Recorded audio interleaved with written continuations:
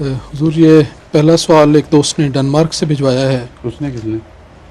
ایک دوست نے کہا آپ نے؟ جی.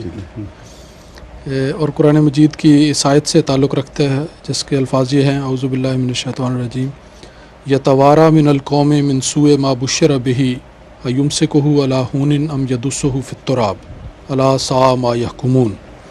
اس کا ترجمہ تفسیر صغیر میں اس طرح دیا گیا ہے کہ جس بات کی اسے خبر دی گئی ہے اس کی مذمومہ شناعت کے باعث وہ لوگوں سے چھپتا پھرتا ہے اور سوچتا ہے کہ آیا وہ اسے پیش آنے والی ذلت کے باوجود زندہ رہنے دے یا اسے مٹی میں گاڑ دے.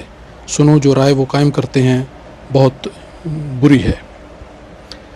وہ پوچھنا چاہتے ہیں کہ لفظ جو شناعت کا استعمال کیا گیا ہے اس کی تفصیل کیا ہے؟ واضح نہیں ہے. شناعت کی تفصیل کیا ہونی ہے؟ شناعت برائی کو کہتے ہیں.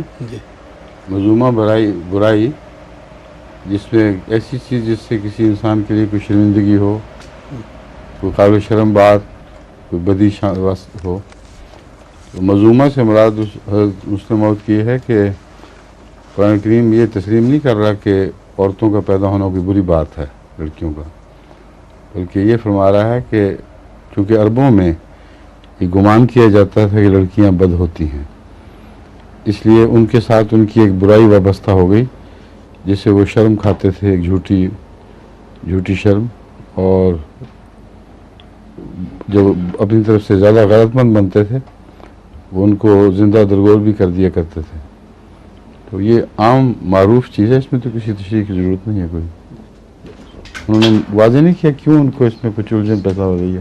صرف اتنا ہی لکھا ہے جو لفظ شناعت کے معنی. شناعت تو اردو کے لفظ ہے مگر نسبتاً کم استعمال ہونے والا ہے تو عربی سے آیا ہوا لفظ، لیکن مطلب ہے کہ اردو میں مستعمل ہے. جی. سنائیے.